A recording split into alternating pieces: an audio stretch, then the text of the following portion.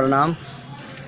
आप सभी नाराज़ तो नहीं है ना, क्योंकि मैं बरखा दीदी का जो वीडियो है कोलनगर महोत्सव का, उसको मैंने 4 पार्ट में कर दिया और अभी जो देख रहे हैं ये अंतिम पार्ट है, अंतिम भाग है। तो आप सभी इस वीडियो को देखिए। बहुत ही प्यारा और बहुत ही जिज्ञासा पर सटीक वर्णन आदरणीय बरखा दीदी के माध्यम से किया गया है।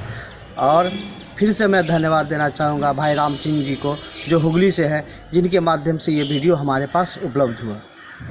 एक बात और आपसे कहना है आपसे कि आप सभी मेरे इस वीडियो को देखने के बाद अपना विचार निश्चित रूप से लिखिएगा, वीडियो को लाइक कीजिएगा और जो सब्सक्राइब नहीं किए हुए हैं, लाल रंग से जो सब्सक्राइब लिखा हुआ है उसको ओके करके आप सब्सक्राइब कर देंगे। तो ठीक है, फिर मिलते हैं नए वीडियो में। अभी आप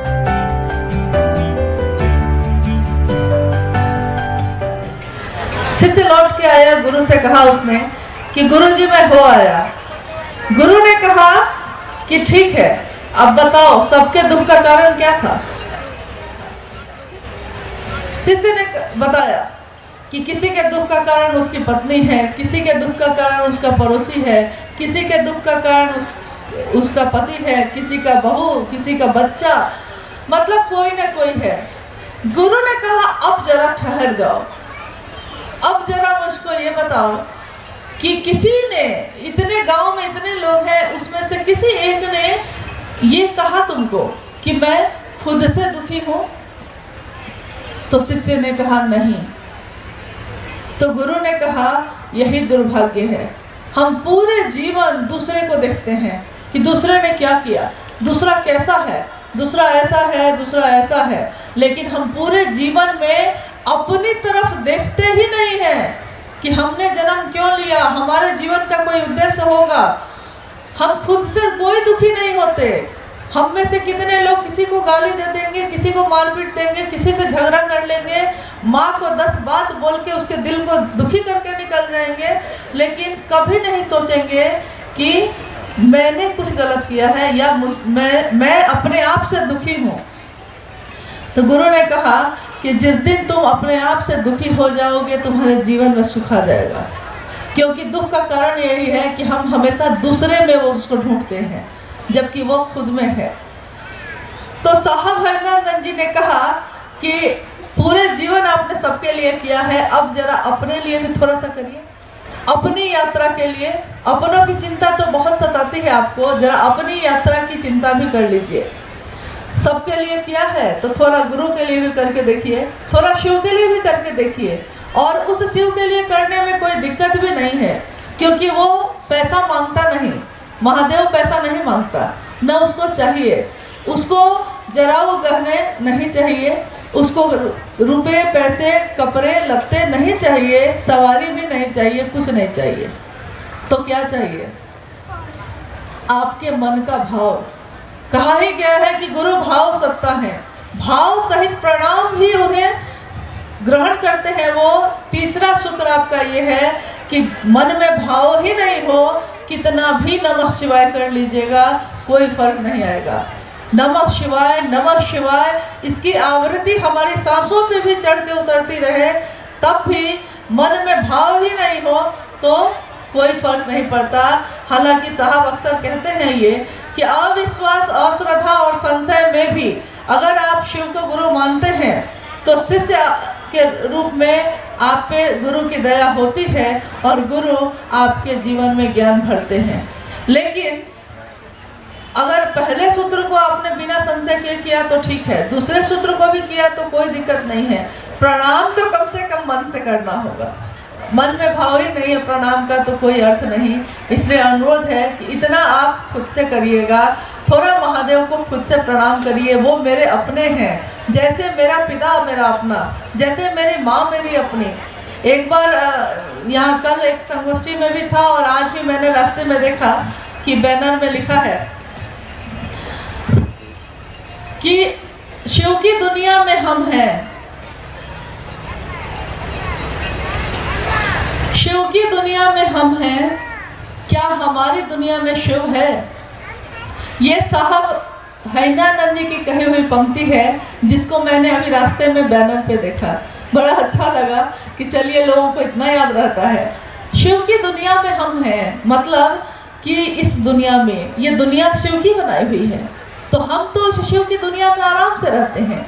लेकिन हमारी दुनिया में, हमारी जितनी ही दूर की दुनिया है उसमें शिव है। एक बार साहब ने कुछ लोगों से पूछा कि आपके घर में आप कितने पुराने शिव शिष्य हैं? तो उस गुरु भाई ने कहा कि 17-18 साल हो गया सर। 17-18 साल? अच्छा, आपके घर में कौन कौन है? तो उन्होंने कहा कि जी 5 लोग हैं। कौन कौन है भाई साहब?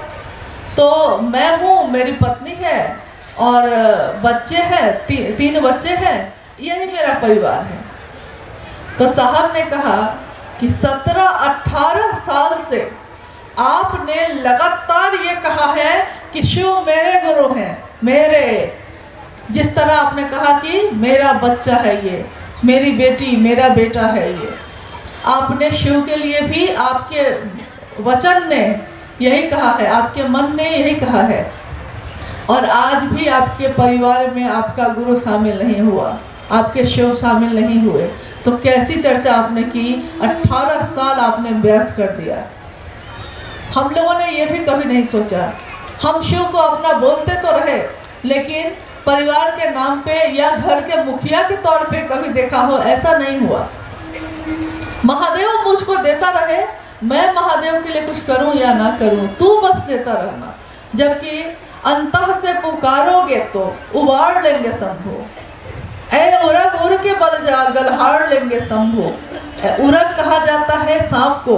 ऐसा अपराध ना हो जाए इस रास्ते पे चलते चलते कि क्षमा जिसे कर सके न तुम भी, क्षमा जिसे कर सके न तुम भी, महादेव भी जिसको क्षमा नहीं कर सके, ऐसा आध्यात्मिक अपराध मत करिएगा।